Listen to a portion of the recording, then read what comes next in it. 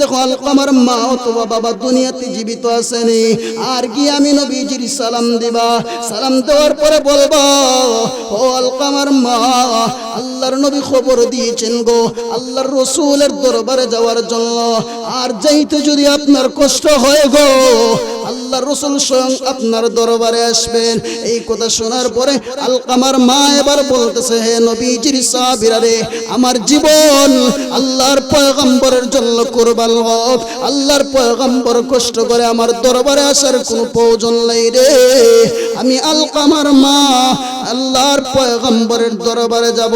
এবার বৃদ্ধ মহিলা একটা লাঠি হাতে নিয়ে আল্লাহর রাসূলের খিদমতে গিয়ে হাজির হয়েছেন। আসসালাতু ওয়াসসালামু আলাইকা ইয়া রাসূলুল্লাহ, ওগো নবীজি, আমি আপনার দরবারে হাজিরা দিলাম, আপনারা আমাকে ডাকছেন গো আপনার দরবারে আসার জন্য।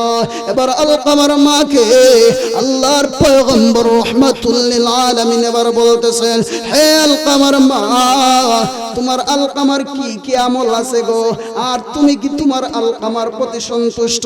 এই কথা বলার পরে আলকামার মার চোখ দিয়ে জোর জোর করে পানি পড়তে লাগলো। বলে, ইয়া রাসূলুল্লাহ, ইয়া হাবিবাল্লাহ, ওগো নবীজি, আমার আলকামা আমার বড় আদরের সন্তান ছিল গো, আর যেদিন থেকে বিবাহ করেছে এরপর থেকে আমি মার সাথে ভালো ব্যবহার করে না। একদিন আমি মার সাথে এত দূর ব্যবহার করেছে, এই ব্যবহারের কারণে আমি মা এত কষ্ট পাইছি।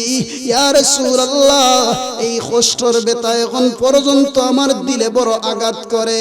আল্লাহর রাসূল এবার বলতেছেন, ও আলকামার মা গো, তোমার আলকামাকে তুমি মাফ করে দাও। এবার আলকামার মা বলে, ইয়া রাসূলুল্লাহ, ইয়া হাবিবাল্লাহ, ওগো নবীজি, আমি আলকামাকে কোনোদিন মাফ করে দিতে পারবো না। আমি আমার আলকামাকে কোনোদিন মাফ করে দিতে পারবো না। এবার আল্লাহর রাসূল বলতেছেন, আপনি মাফ করে দিবেন না আপনার সন্তানকে? ইয়া রাসূলুল্লাহ, ইয়া হাবিবাল্লাহ, ওগো নবীজি, এমন সন্তানকে মাফ করা যায় না যে সন্তান মাকে এত কষ্ট দেয়, যে সন্তানকে মা দুনিয়াতে আনতে গিয়া দুনিয়াতে যে সন্তানকে মা দুনিয়াতে এই পয়দা করতে গিয়ে মার পুরোটা জিহ্বা পর্যন্ত বের হয়ে আসছে। ইয়া রাসূলুল্লাহ, ইয়া হাবিবাল্লাহ, ওগো নবীজি, ওই মাকে ওই সন্তান এত বিশ্রী ভাষায় কষ্ট দিল, এটা কি কোনোদিন মাফ করা যায়? আল্লাহর রাসূল বললেন, ও আলকামার মা, তুমি যদি তোমার সন্তানকে মাফ না করে দেও, তাহলে এই মুহূর্তে তোমার সন্তানকে আগুন দিয়ে জ্বালানো হবে। এই কথা বলে আল্লাহর রাসূল সাল্লাল্লাহু আলাইহি ওয়াসাল্লাম সাহাবীদেরকে বললেন, ও আমার সাহাবীরা, কিছু লাকড়ির ব্যবস্থা করো, কিছু লাকড়ির ব্যবস্থা করে এই লাকড়ির ভিতরে তোমরা আগুন ধরিয়ে দাও। এবার লাকড়ির মধ্যে দাও দাও করে উপরের দিকে আগুন জ্বলতেছে। এই অবস্থায় আলকামার মাকে আল্লাহর রাসূল সাল্লাল্লাহু আলাইহি ওয়াসাল্লাম লক্ষ্য করে বলতেছেন, ও আলকামার মা, তুমি যদি তোমার সন্তানকে মাফ না করে দেও, এই জ্বলন্ত আগুনের ভিতরে তোমার সন্তান আলকামাকে জ্বালায় দেওয়া হবে। কোন সন্তান আগুনে জ্বলবে মায়ের দুইটা চৌকের সামনে কোন মা সহ্য করবে? কোন মা সহ্য করতে পারবে না। মুহতারাম হাজিরিন, এবার আল্লাহর রাসূল সাল্লাল্লাহু আলাইহি ওয়াসাল্লামের জবান মুবারকের কথা শুনে আলকামার মা এবার চোখ দিয়ে ঝরনার মতো পানি পড়ে আর বলে, ইয়া রাসূলুল্লাহ, ইয়া হাবিবাল্লাহ, ওগো নবীজি, যতই অপরাধ করক, যতই ভুল করক, যতই আমি মাকে কষ্ট দেব, আলকামা তো আমি মারই সন্তান। ইয়া রাসূলুল্লাহ, ইয়া হাবিবাল্লাহ, ওগো নবীজি, কোন মা এটা বরদাস্ত করবে না তার দুইটা চৌকের সামনে তার সন্তানকে আগুন দিয়ে জ্বালানো হবে, এটা কোন মা সহ্য করতে পারবে না। ইয়া রাসূলুল্লাহ, ইয়া হাবিবাল্লাহ, ওগো নবীজি, আমি আমার আলকামাকে মাফ করে দিলাম। বলেন না সুবহানাল্লাহ। মাফ করতে দেরি হয়েছে, আলকামার জবান দিয়ে মধুর কালিমা লা ইলাহা ইল্লাল্লাহ মুহাম্মাদুর রাসূলুল্লাহ সাল্লাল্লাহু আলাইহি ওয়াসাল্লাম বের হতে দেরি হয় নাই। মুহতারাম হাজিরিন, এটা এই জন্য বলছিলাম, নবীজির হাদিস, قال النبي صلى الله عليه وسلم رضا الرب في رضا الوالدين وسخط الرب في سخط الوالدين। আল্লাহর পয়গম্বর যে হাদিস শরীফের ভিতরে বলছেন যে সন্তানের প্রতি মা সন্তুষ্ট থাকবে স্বয়ং আল্লাহ ওই সন্তানের প্রতি সন্তুষ্ট, আর যে মা সন্তানের প্রতি অসন্তুষ্ট থাকবে স্বয়ং আল্লাহ ওই মার সন্তানের প্রতি কি অসন্তুষ্ট। মুহতারাম হাজিরিন, এই জন্য আসুন আরেকটি ঘটনা আপনাদের সামনে উপস্থাপন করে দিল দিয়ে এই মনোযোগ সহকারে শুনেন।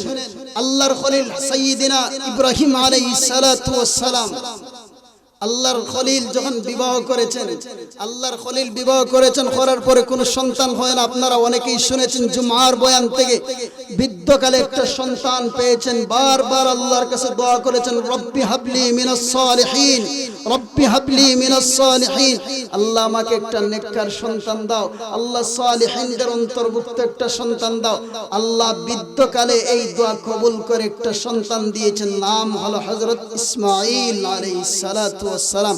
এই সন্তান দেওয়ার পরে আল্লাহর খলিল দোয়া করেছেন, আল্লাহ একটা সন্তান দিয়েছে ইসমাইল, এরপরে আরো সন্তান আছে ইসহাক। আল্লাহর পয়গম্বর ইসমাইলের কথা শোনাই, ইসমাইল বিবাহ করেছেন, একদিকে আল্লাহর খলিল ইব্রাহিম আলাইহিস সালাতু ওয়াস সালাম নবী, এইদিকে আবার সন্তান হযরত ইসমাইল আলাইহিস সালাতু ওয়াস সালাম নবী। এবার ইসমাইল আলাইহিস সালাতু ওয়াস সালাম বিবাহ করেছেন।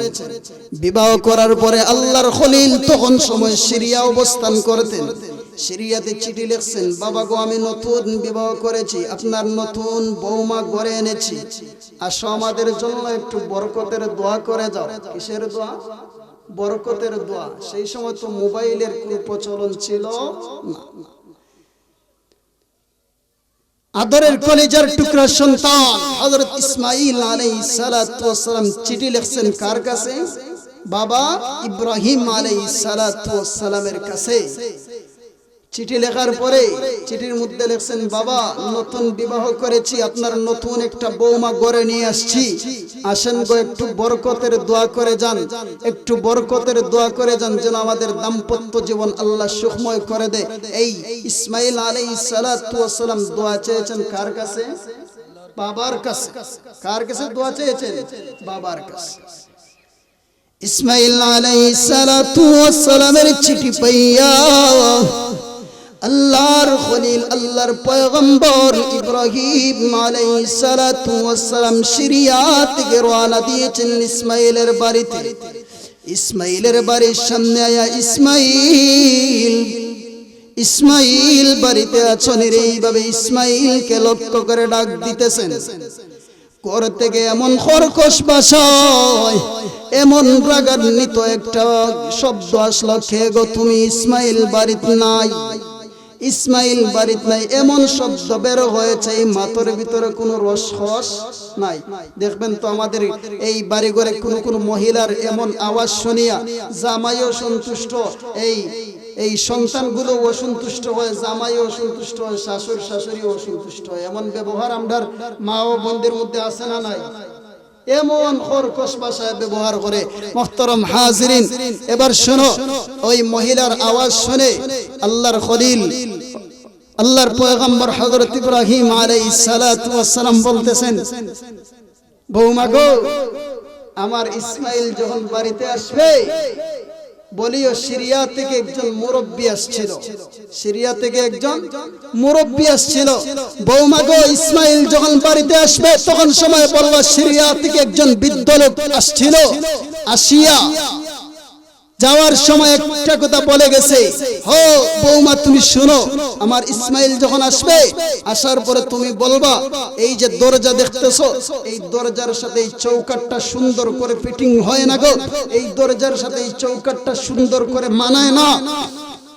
আমার ইসমাঈল বাড়িতে আসার পরে বলবা এই চৌকাটটা যেন পরিবর্তন করে ফেলে। এই কথা বলে আল্লাহর খলিল আল্লাহর পয়গম্বর ইব্রাহিম আলাইহিস সালাতু ওয়াস সালাম আবার সিরিয়াতে রওনা হয়ে গেলেন। ইসমাঈল আলাইহিস সালাতু ওয়াস সালাম বাড়িতে আসলেন। আসার পরে তার স্ত্রী খবর দেয়, হে আমার আদরের স্বামী, সিরিয়া থেকে একজন মুরব্বী এসেছিল গো। এই কথা বলার পরে ইসমাঈল আলাইহিস সালাতু ওয়াস সালাম বসা ছিলেন, দাঁড়ায়া গেছেন। কি বলো, সিরিয়া থেকে মুরব্বী আসছিল নি? ওই মুরব্বি যাওয়ার সময় মুরব্বি সিরিয়া থেকে আসার পরে কি বলছে গো? এবার স্ত্রী ডাক দিয়ে বলে, আদরের স্বামী গো। ওই স্ত্রী এবার আদরের স্বামী ইসমাইলকে বলে, ওই মুরব্বি আপনার কথা জিজ্ঞাসা করেছেন, ঘরে আসে নাই, তবে যাওয়ার সময় একটা কথা বলে গেছে আপনাকে বলার জন্য।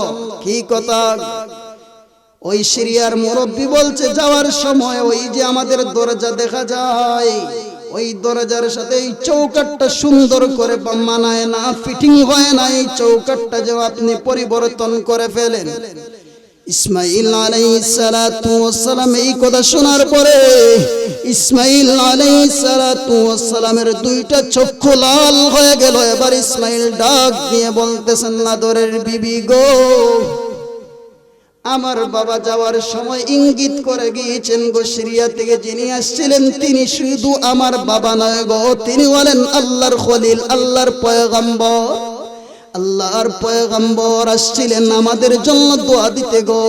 ওই দোয়া দিতে গিয়া যাওয়ার সময় একটা কথা বলে গেছেন, ওই যে চৌকাট পরিবর্তন করার জন্য আমার বাবা যাওয়ার সময় ইঙ্গিত করে গিয়েছেন, আদেশ করে গিয়েছেন, ও আদরের বিবি, আমি ইসমাইল যেন তোমাকে পরিবর্তন করে ফেলি, তোমাকে যেন তালাক দিয়া আরেকটা চৌকাট লাগাই। এবার স্ত্রী ডাক দিয়ে বলে, আদরের স্বামী হে, আপনারা আমাকে বড় মহাব্বত করেন গো, আপনারা আমাকে বড় ভালোবাসেন, তাহলে আমাকে কি আপনি পরিবর্তন করে ফেলবেন? এবার আল্লাহর পয়গম্বর হযরত ইসমাইল আলাইহিস সালাতু ওয়াস সালাম এবার ডাক দিয়ে বলেন, হে আমার আদরের বিবি, তোমার ভালোবাসা আর আমার বাবার ভালোবাসা এক সমান নয় গো। তোমার মোহাব্বত আর আমার বাবার মোহাব্বত আমার অন্তরে এক সমান নয় গো। তোমার মতো বিবি যদি আমি পরিবর্তন করে ফেলি গো, হাজারটা বিবি আমার ঘরে আসবে, আর আমার বাবার মতো যদি একজন বাবা আমি পরিবর্তন করে ফেলি গো, কিয়ামত পর্যন্ত আমার আর ওই বাবার মতো আর বাবা আমি খুঁজে পাবো না। হে আদরের স্ত্রী, তোমার সাথে আর সংসার করা আমার সম্ভব না। এবার এই কথা বলে আল্লাহর পয়গম্বরের সন্তান হযরত ইসমাইল আলাইহিস সালাতু ওয়াস সালাম বিবিকে তালাক দিয়া আরেকটা বিবাহ করেছেন। লম্বা ঘটনা, সময় কম। আল্লাহর খলিলের সন্তান হযরত ইসমাইল আলাইহিস সালাতু ওয়াস সালাম আরেকটা বিবাহ করেছেন। বিবাহ করার পরে আবার চিঠি লিখছেন বাবার কাছে সিরিয়াতে, বাবা গো, আরেকটা বৌমা করে নিয়ে আসছি, আসো গো, একটু বরকতের দোয়া করে যাও গো, আল্লাহ যেন আমাদের এই দাম্পত্য জীবনে বরকতময় করে। এই চিঠি যখন আল্লাহর পয়গম্বর যখন এই চিঠিটা